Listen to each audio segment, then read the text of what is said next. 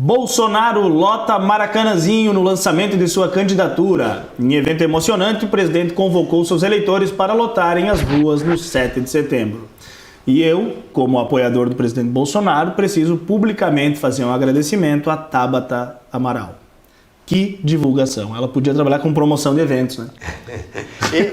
Com o boicote dela, muito bem arquitetado, conseguiu lotar, né? Eu até recomendaria, se alguém tem alguma festa de paróquia, quermesse, para fazer e precisa divulgar, pede para tabletar. Do Amaral aí, essa deputada de laboratório, para ela fazer um boicote. Mas é sucesso garantido, né? Agora, interessante de toda a manifestação, conclamando o 7 de setembro, que nós acabamos falando antes de entrar na pauta, o que mais me chamou a atenção no evento de lançamento do presidente Bolsonaro foi a postura da primeira-dama e poder dizer agora de modo muito orgulhoso que nós temos uma primeira-dama com vida própria. Ela roubou a cena, né? Ela roubou a cena, fez um discurso lá. O pessoal vê as lágrimas, impressionante. Ela tem uma postura, uma conduta. Sim. Sempre manteve, né? Ela é muito elegante, a postura é elegante. A esquerda sentiu, né? Sim. Sentiu, estão atacando ela de tudo que é forma, né? Chamando ela de radical, religiosa e não sei o quê, né? É que a única coisa que eles vão poder se apegar a ela é isso aí, né? E nós temos a audiência aí, o pessoal falando, tem a Vera Lúcia, que comentou que foi lá no evento. Que legal. Que bacana. Ela testemunhou, né? O Bolsonaro foi às lágrimas, o filho dele, né? O Flávio. A Vera Lúcia falando que tinha 500 mil pessoas do lado de fora. Que loucura, cara. E ela mostrou uma coisa que, para nós, conservadores, é importante, né? Que é o lado cristão, forte, né? E o pessoal quer desmerecer isso. É isso que eles estão batendo. Desmerecer uma pessoa por ela dizer que dobra os joelhos para pedir a Deus proteção para o país inteiro, para a família dela. Qual é o pecado disso? Eles estão atacando ela por ter dito. Eles estão atacando ela por ela ter dito. É tão baixo, desculpa. Não. É tão baixo o que estão fazendo que estão atacando a fé dela. Né? A fé do povo, e todo mundo sabe, o povo tem a fé, independente de religião ou de crença, a fé é fundamental. E eles não têm onde se apegar, estão se apegando na fé dela. Claro, nesse caso cristã, mas independente.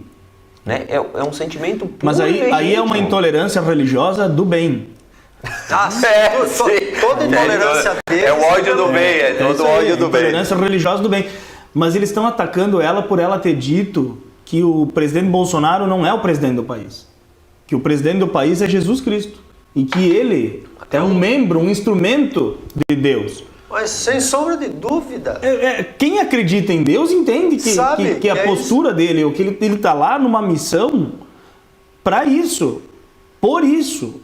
Para libertar das amarras da esquerda o país. E nós sabíamos que ia ser assim. O diabo não se entrega tão fácil. Eles não iam aceitar a derrota. Eles não vão aceitar a derrota. Bastou um homem falar em nome de Deus que o inferno se levantou. Mas nós vamos vencer.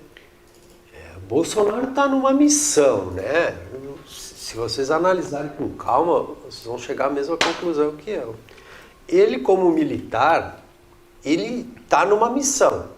Ele assumiu o personagem, tá? O que ele está ali, ele está disposto a morrer pela causa. Literalmente. Coisa que nós nunca vimos até hoje. Eu nunca vi. Não. Alguém disposto a isso. Ele tá colocando a vida dele em risco quase todos os dias na missão que ele tem, né? Que ele colocou para ele, de que ele é um instrumento para fazer o bem para o país. E ele está nessa missão. É como um soldado que vai para a guerra e sabe que pode morrer a qualquer momento, mas ele vai porque ele acredita que tem que ir. E Bolsonaro está indo na luta porque ele acredita que tem que ir. Ele está ali todos os dias no meio do povo, abraçado, sujeito a uma facada de novo, um tiro, né? E ele está indo. Por quê? Porque ele tem uma missão. Então, essa missão dele se comunga com a fé dela.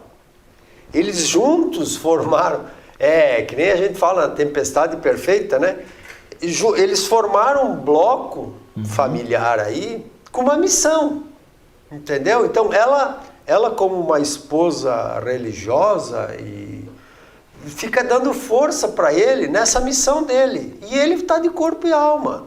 E para nós, a única opção que nós temos é nos agarrar ao Bolsonaro. Nós só temos essa saída.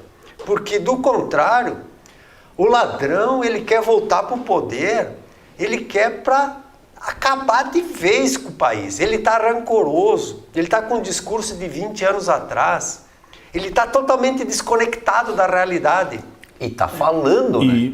Não, ele está falando o que vai fazer, antes ele escondia. Isso que é mais surpreendente. Olha só, o Lula de 2002 não tem nada do discurso do Lula de 2022. Não, o discurso dele agora é muito pior que era antes. Aquele lá isso só demonstra que eles têm alguma carta na manga ou ele não vai ser candidato.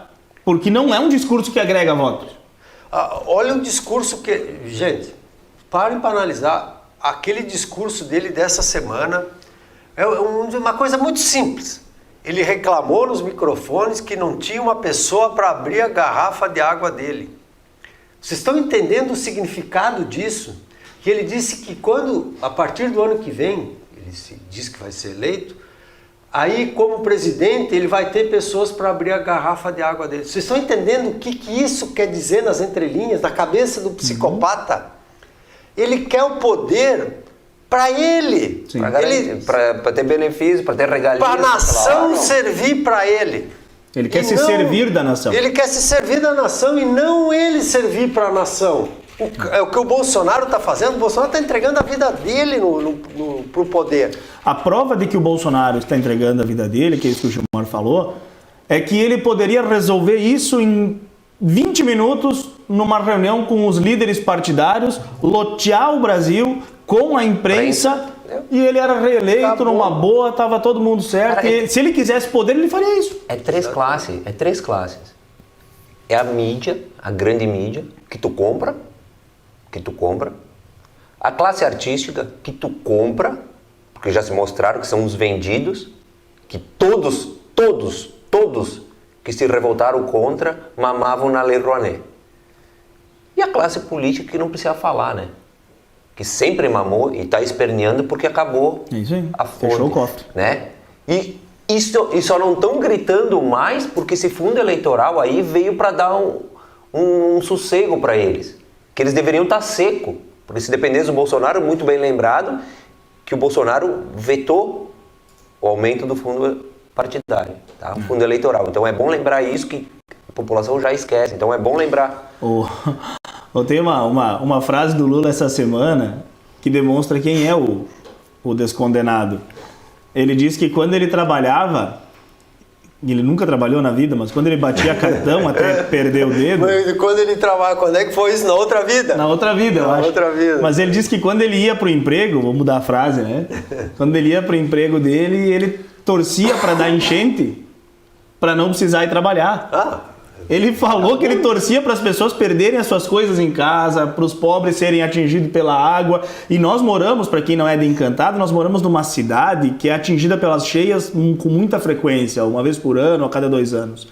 E nós sabemos o drama das famílias, de ter que tirar os móveis, limpar aquela lama. Perder tudo, sabe? Nós sabemos o drama das pessoas que sofrem com as cheias. O Lula afirmou essa semana... que esse é o cara que vai... Mas ele é vagabundo e mais o quê? Além de vagabundo, ele é o quê? Ladrão. O Lula é ladrão.